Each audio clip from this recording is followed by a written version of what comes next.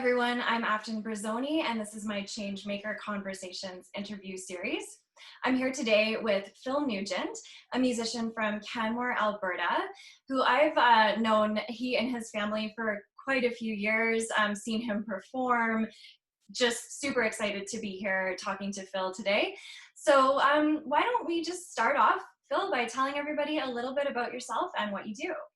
Yeah, thanks for having me, Afton. It's really good to be here. So I'm a local indie folk rock musician, and I've been here in the Bow Valley since around 2008.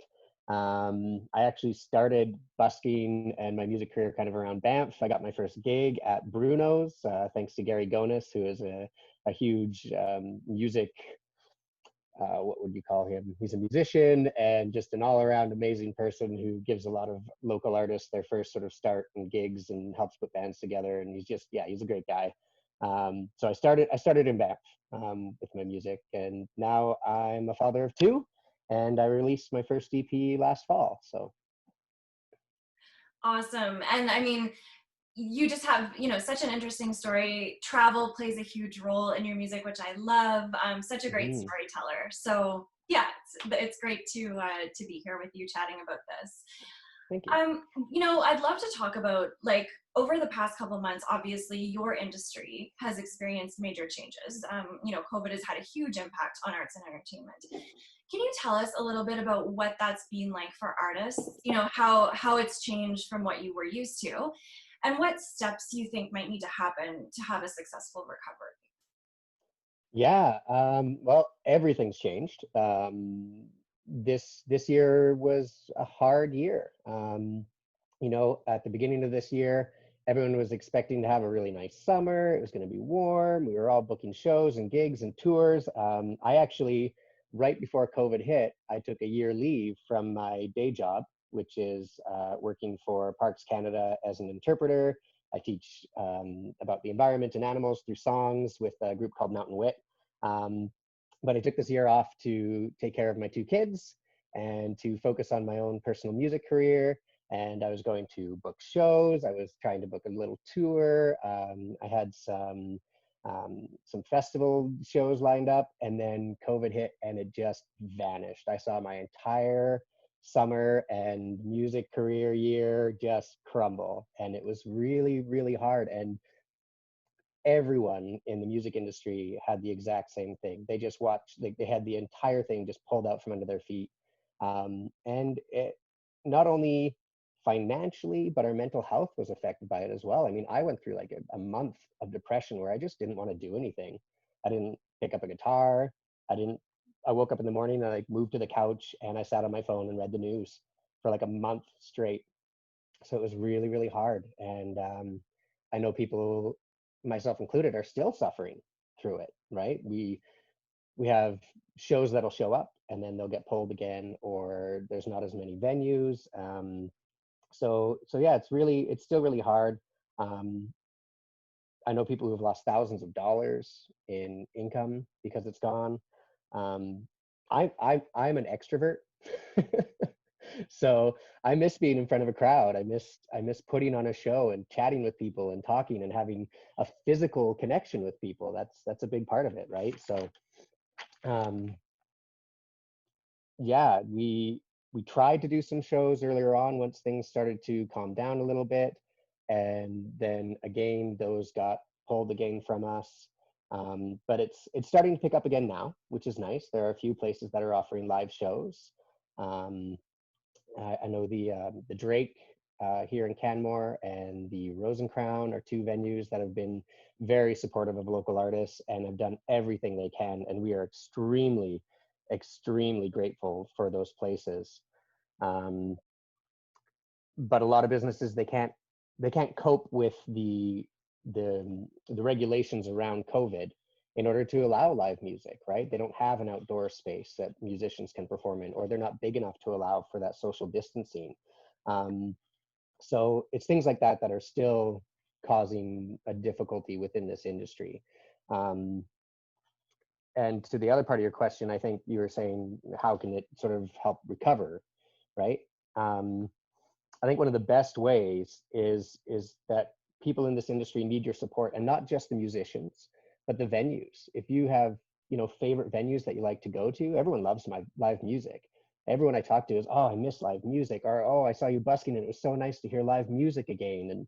And so if people want to see live music again, then you need to support the venues and the musicians, because otherwise we're all going to go get lame, boring day jobs and be serving in restaurants and driving buses instead of working on our craft and playing live music. So yeah, buy music from local artists is the best way that you can help us to recover through this. Go and eat at your favorite venue if they offer a food service, or if you're not comfortable doing that, order some food for takeout from them. A lot of these places and a lot of musicians have merchandise like t-shirts or hats, and that's a good way for you to support them as well. And get it from the artist's website. Don't buy it through some secondhand thing, because then we get, at least 90% of the profits. So those are all ways that you can really help. And then, for the mental health, go and say, hey, I miss seeing you live, or, leave a message for someone, or go watch their live stream and comment on it, or, anything like that is helpful for all of us. So, and of course, the biggest thing that people can do to help us is to wear your masks and social distance and keep everyone healthy, so that we can get through this and get it over with, and then go back to doing live shows and being able to get back together as a group and a crowd and experience live music again together. Those are all really great suggestions. And I think, it is really important to call out what you were speaking about in the beginning, because I think, I've heard a lot of conversations where people will say, oh, it's been like a vacation, or it's been so great. And I think, it's important to recognize that there's been a whole breadth of experience across these past 6 or 7 months that it's been now. Mm-hmm. And, the mental health aspect is absolutely undeniable. And I think, obviously, for artists like yourself, wanting to be out, wanting to perform for people, and then, like you said, for audiences too, not being Mm-hmm. able to go and have that connection with you guys. So yeah, I think it's, it's recognizing that has been extremely tough, and like you said, those great tangible actionable suggestions that people can go and do to support that. So thank you for sharing that. Thanks. Another thing about live streams, if you're watching a live stream, a lot of artists will have a little virtual tip jar link.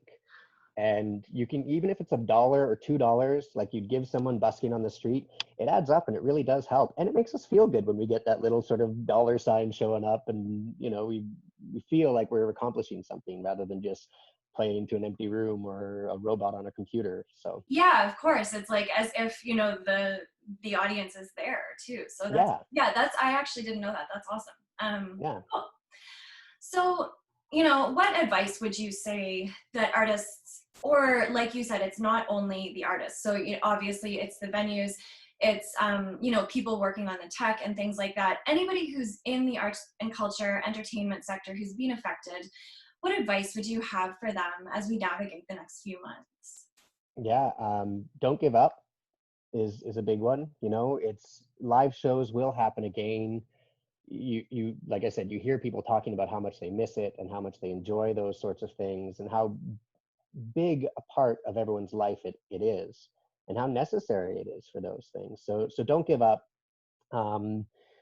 Use this time to write and record or learn to produce. Everyone's been talking about, oh, you need to learn how to do this and you should be doing this. But make sure you're taking care of yourself. If you need to take a break, take a break. Use it as a vacation. I had a great summer. I was hiking with my kids all the time. We went camping. We got to go on a road trip up to Smithers to see family. So those breaks are really important, and they're really important for your creativity as well. If you're pushing yourself and struggling and working every day and just making yourself miserable, you're going to end up with writer's block, right? You're going to end up not wanting to do what you love doing because you've pushed yourself too hard. So take a break if you need to take a break. If you want to learn to produce and you want to write songs, good, great, do it. But take care of yourself. That's the most important thing. And I think that's going to be the most important thing going forward, especially coming into winter, where we don't know what winter is going to be like this year. there could be 0 shows this winter and we could all be staying in our house again. We could go back into a lockup quarantine situation. We don't know, right? So and I think that uncertainty is a big part of it all. So take care of yourself, I think, is the biggest thing. Yes, I second that. So thank you for sharing, for sure. Yeah, so I'd love to kind of turn it back to you. And obviously, I think it goes without saying in our whole conversation that things are pretty unpredictable. So you can take my next question as you will. But what's next for you, or what do you kind of like hope is next for you, or maybe are interested in doing? Yeah. I've been writing lots. After that sort of month of depression, I kind of got a bit angry at the world with the political spectrum of what's going on and coronavirus and just how everything just seems to be heading downhill. And so I started writing, and I turned it into music, which is really good for me and my psyche. So I've been writing that. I've been teaching myself how to produce and record my own music, which is a big thing for me because I've always struggled with coming up with accompaniment for my songs. I write a lot of them just on the acoustic guitar, and then trying to take that and turn it into a full-fledged musical idea has been difficult. So I'm learning and teaching myself how to do that. I'm starting to send my EP to radio stations across Canada, which is very exciting. So hopefully I'll get some radio plays on college radio stations across the nation. I might try and send some down to the States. We'll see what happens there. I'm going to try and apply for some funding so that I can get back in the studio and record some of these new songs I've been writing. Because that's a big part of this, is you create these things, and then the whole goal of it is to share it with people. And the recording process is how you do that. So, yeah, and then I'm just hanging out with the family. Yeah, taking care of my boys and camping and hiking. I've been doing a YouTube series that I call Musical Postcards. So you can check out my YouTube channel. It's Phillip Alexander Nugent. And I've been taking my guitar and my boys hiking to different scenic areas through Kananaskis and Banff and Canmore here. And then I play a little acoustic song and throw it up on YouTube with a little sort of wishing you were here kind of thing that shows up at the end. And yeah, it's been really fun. So yeah. I love that. I'm going to follow your channel for sure. I didn't know Thanks. that. That's great. Yeah. Cool. Yeah, and on that note, actually, I'd love to kind of, if you can just run through like how people can get in touch with you. Obviously, they should check out your YouTube channel. Any other, like, where they can get your music, where they can connect with you. Yeah, so I have a website. It's just philipalexandernugent.com. And I've got my first EP is for sale on there. You can also stream it on Spotify or Apple Music or Tidal or any of the streaming services. It's on there. And you can find me on social media. It's either just at Phill Nugent with 2 L's or at Phill Nugent Music. And yeah, I post occasionally. I'm not great at social media still. I'm working on it. No worries. That's awesome. Was there anything else that you wanted to share with everybody before we sign off here? I think that's about it. I hope everyone has a great year, and hopefully we get through this all together, and hopefully I'll see everyone at a live show very soon. Absolutely. Well, I'm really looking forward to that. And yeah, I also hope it won't be too long now. Yeah. And thank you very much for having me on this. You're was so excited welcome. to do this. Yeah, well, it's nice to see you again, and chatting with Michelle before the show as well was great. So yeah, thank you everybody for watching, and I'll be back in 2 weeks with another Changemaker interview. So take care.